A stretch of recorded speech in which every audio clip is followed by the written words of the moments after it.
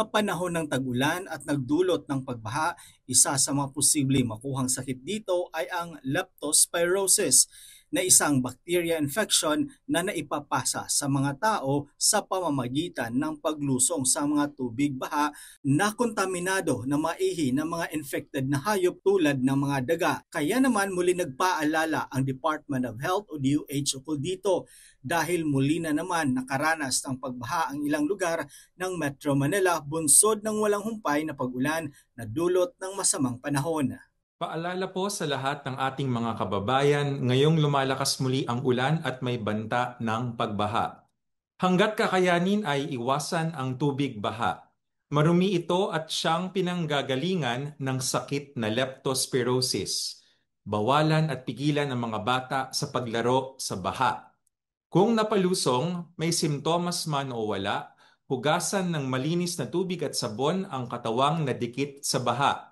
Kumonsulta sa health center o kaya sa mga Lepto Fast Lane ng mga DOH hospitals para maresetahan ng prophylaxis o gamot.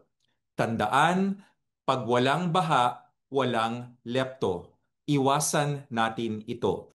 Ayon sa DOH, bumaba naman ang bilang ng mga tinamaan nito. Katunayan, batay sa tala ng kagawaran, mula August 10 hanggang August 14, nasa 10 lang kada araw ang tinatamaan ng leptospirosis. Sa kabuuan, sa buong Pilipinas, nasa mahigit 3,700 na ang tinamaan ng nasabing sakit. Wala namang naiulat ang DOH ng mga bagong nasawi ng dahil sa leptospirosis. Pero nitong second quarter ng 2025, may naitalang mga nasawi sa Quezon City. Batay sa kanilang tala, mula January 1 hanggang July ngayong taon, nasa 20 ang nasawi dito sa nasabing lungsod. Muli rin iginiit ng kagawaran ng pangkalusugan na activated pa rin ang 49 facilities para sa isang fast lane na para lang sa mga pasyenteng tinamaan ng leptospirosis.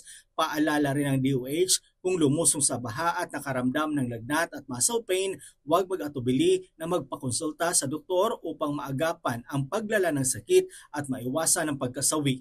Noel Talakay para sa Pambansang TV sa Bagong Pilipinas.